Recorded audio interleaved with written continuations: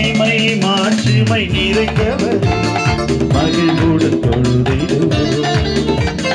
மகிமை மாட்சிமை நிறைந்தவரே மகிழ்வுடன் தொழுதிடுவோம்.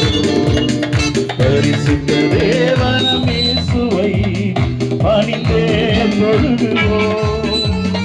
பரிசுத்த தேவனம் இயேசுவை பணிந்தே தொழுதுவோம். மகிமை மாட்சிமை